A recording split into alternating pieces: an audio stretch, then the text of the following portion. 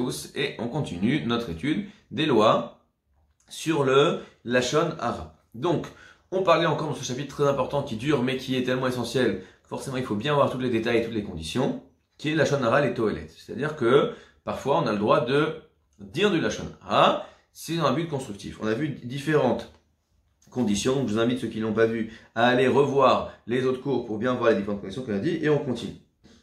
Shelo Esovev Lenizok Ezek Yoter Gadol Mima Shaya Magialo Alpidin Torah Imayo Olchim Lebetadin. C'est-à-dire que si mon objectif c'est quoi? Mon objectif c'est donc j'ai deux juifs. Il y a monsieur juif A et monsieur juif B. Monsieur juif A, disons, a volé monsieur juif B. Donc mon obligation d'amour des juifs est de vouloir sauver monsieur B parce que monsieur B, on l'a par exemple volé. Donc il faut que monsieur A rende à monsieur B ce qu'il a volé. C'est ça que la Torah veut. Donc moi, en tant que juif, je peux pas dire c'est pas mes affaires, je m'en occupe pas. C'est mes affaires, c'est mes frères, et donc je dois m'arranger. Si je suis au courant, je dois aller dire à monsieur B, monsieur A t'a volé pour que monsieur B puisse récupérer l'argent de monsieur A. Maintenant,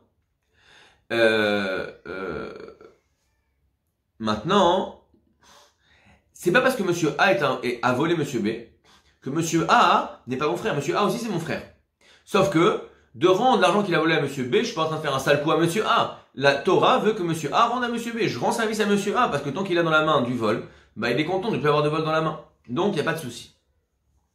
Mais si, je sais qu'en allant parler à monsieur B, je vais engendrer un dommage à monsieur A, au-delà du fait de rendre l'argent à monsieur B, ce dommage-là, monsieur A, il le mérite pas. Donc moi je suis venu, je dis ah mais je veux aider monsieur B. Mais de quel droit d'une certaine manière, tu veux enlever le dommage de monsieur B, mais tu fais un dommage à monsieur A. Monsieur A aussi tu es ton frère. Donc, si je sais qu'en parlant à monsieur B, d'une manière ou d'une autre, monsieur B va faire quelque chose qui va engendrer un dommage plus grand que ce que mérite monsieur A à monsieur A, eh bien je n'aurai pas le droit de parler à monsieur B. Il a dit, qu'est-ce qu'on a comme exemple de ça? Exemple 1, si monsieur B est un violent, il va venir casser la figure à monsieur A, ou monsieur B va commencer à faire une mauvaise réputation à monsieur A, il va lui faire perdre tous ses trucs, ou il va parler contre lui, etc. Ou, et ça il faut faire très attention, il va faire un procès devant les tribunaux civils à monsieur A. Les tribunaux civils ne suivent pas les règles de la Torah, donc les tribunaux civils vont venir donner des amendes, des choses, etc. Des pitsouilles, je ne sais plus comment on dit en français, des dédommagements à monsieur A qui ne sont pas en accord avec les lois de la Torah. Donc j'aurais fait un dommage à monsieur A qui va au-delà de ce que la Torah pense qu'il lui revient, qu'il doit apprendre. Et dans ce cas-là, je n'aurais pas le droit de dire à monsieur B que monsieur A l'a volé, lui a fait du mal parce que j'engendre à monsieur A un dommage qui n'est pas justifié d'après les lois de la Torah. Mais écoutez bien. Et là, c'est encore plus. V'amadad mamagialo ou les filles machayu simlo bebetadin. Les filles anetunim kayom velo les filles aemet.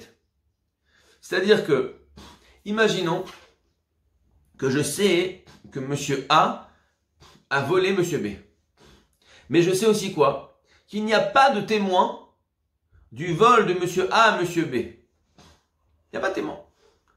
Sauf que si je vais dire à monsieur B, monsieur A t'a volé, alors monsieur B va aller, va récupérer l'argent chez monsieur A, il va partir. D'accord? Ou il va lui mettre des pressions, monsieur A va lui donner.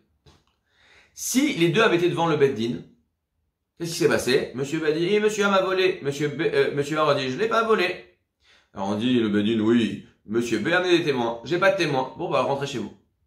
Étant donné que s'ils avaient été devant le Beddin, les éléments auraient fait que monsieur A n'aurait pas été obligé de rendre, eh bien, moi, je ne peux pas, en allant parler à monsieur B, créer une situation dans laquelle monsieur A va être obligé de rendre. Pourquoi? Parce que le Beddin l'aurait pas fait. Donc, si la Torah a estimé que, on ne va pas rentrer dans le truc, la Torah a estimé que dans un cas comme ça, monsieur A, concrètement, la solution, c'est que monsieur A va pas rendre à monsieur B. Moi, je ne dois pas me porter justicier du monde au-delà de ce que la Torah a fixé. Si la Torah avait dit oui, mais ça se fait pas, etc. D'accord? La Torah l'a pas dit. Donc une fois que la Torah a dit il faut deux témoins, il faut deux témoins. Là, si monsieur A, il me dit j'ai volé monsieur B. Ah. Il n'y a que de cette manière-là que je peux savoir s'il n'y a pas de témoin. Tu as dit je sais, mais il n'y a pas de témoin. Donc, Non, par exemple, il n'y a qu'un seul témoin. C'est moi le seul témoin. Donc là, il y a la même question qui me pose sur le chat. Il y a un seul témoin, c'est moi. Donc je sais qu'il n'y a pas deux témoins. Il faut deux témoins pour que monsieur A rende à monsieur B. Moi, je sais que c'est vrai. D'accord, mais vu que j'ai pas de témoin, si monsieur A dit oui, je l'ai volé, pas de problème, il va aller au Beddin, dire je l'ai volé, bah, rends-lui l'argent. D'accord? Shari katav achar Israël, chez imurak ed echad, shera et avla. Asur le saper, imalié deze, yasu ashurim maase mamash. Kevan de imayu olchim le betadin, lo ayu motziim mimenu. Verat mechayvim oto jvoa. Si, qu'est-ce qui se passe quand il y a un seul témoin qui dit il a volé, on lui dit, monsieur A, vous n'avez pas volé? Non, je n'ai pas volé. Ah ouais, vous êtes sûr? Non, je me promets, je suis pas un voleur. Pas de problème. Faites une jvoa, faites un serment que vous n'avez pas volé, rentrez chez vous. Je promets sur la Torah Kedosha que, sur la tête de ma mère, j'ai pas volé. Très bien, pas de problème, rentrez chez vous.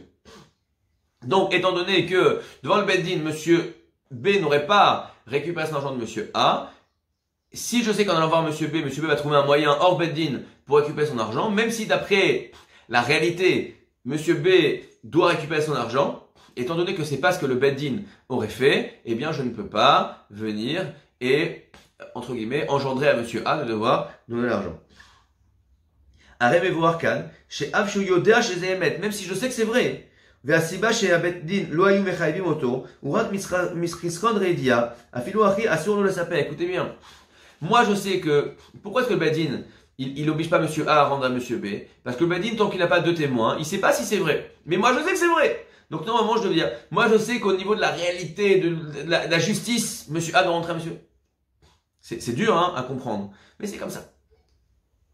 ובמקרה הזה מותר לספר רק כדי לזרזם שיביאו את הגזלן לבית דין, ולכן אם יודע שהשומעים יעשו מעשה ממש, מותר רק אם יש שני עדים, שאלו היו הולכים לבית הדין, היו מקבלים אותם.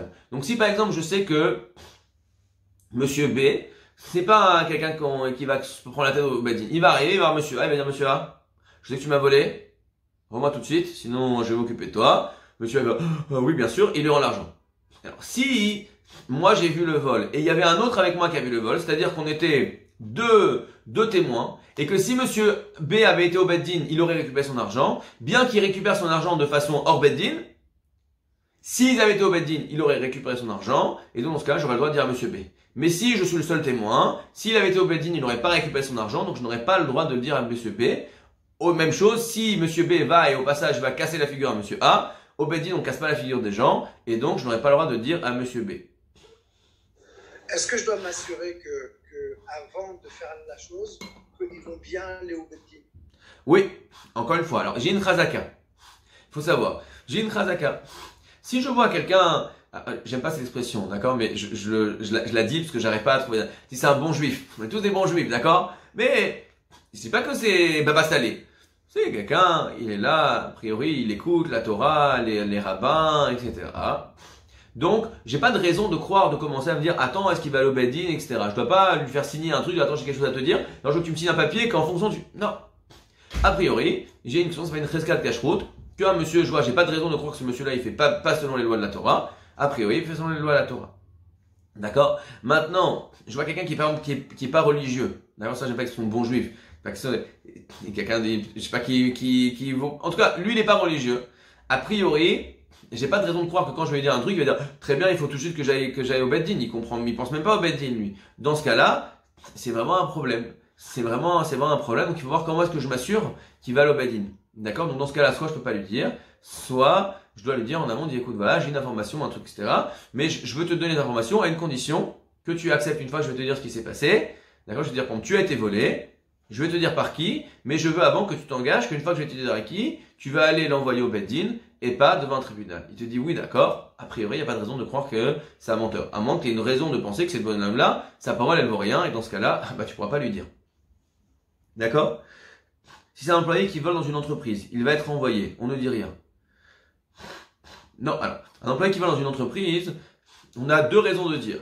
Un, parce que s'il vole, il faut qu'il rende ce qu'il a volé. Et deux, parce que un employé voleur, il va continuer de voler dans le futur et l'employeur veut pas d'avoir un employé qui est voleur dans son entreprise.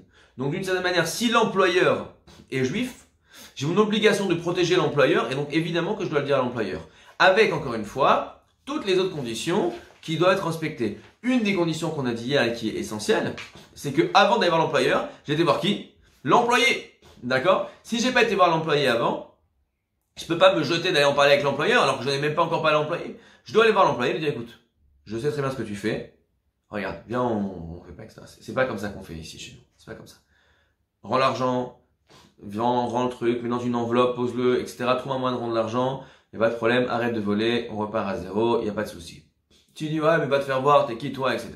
Je dis écoute, si tu vas, je vais être obligé de le dire. Ouais, va lui dire. Bon, tu m'as donné aucun choix, je vais le dire. Donc, je dois être sûr que vraiment c'est un voleur. Je dois d'avoir fait une remontrance à l'employé.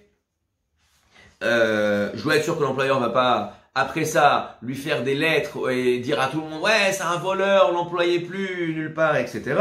Donc, je dois vérifier toutes les autres conditions qu'on a déjà dit dans les cours précédents et aller le voir ceux qui regardent sur YouTube. Mais, une fois que j'ai renvoyé tout ça, le fait de se faire renvoyer, c'est une conséquence justifiée, si tu veux, d'un employé qui est un voleur et qui recommence à chaque fois. Pourquoi? Parce que j'ai pas envie d'avoir chez moi un voleur. C'est-à-dire que si mon employé c'est un voleur, il continue entre guillemets. Un employé voleur, écoutez bien. Il me vole, d'accord? Mais son salaire aussi il me vole. Pourquoi? Parce que c'est sous-entendu dans le contrat d'employeur-employé que t'es pas un voleur. Ou en tout cas que tu me voles pas moi. Si tu me voles moi, en fait, tout notre contrat, tout notre accord ensemble, il est nul et non avenu. Si j'avais su ça, jamais de ma vie, je voudrais que tu travailles chez moi.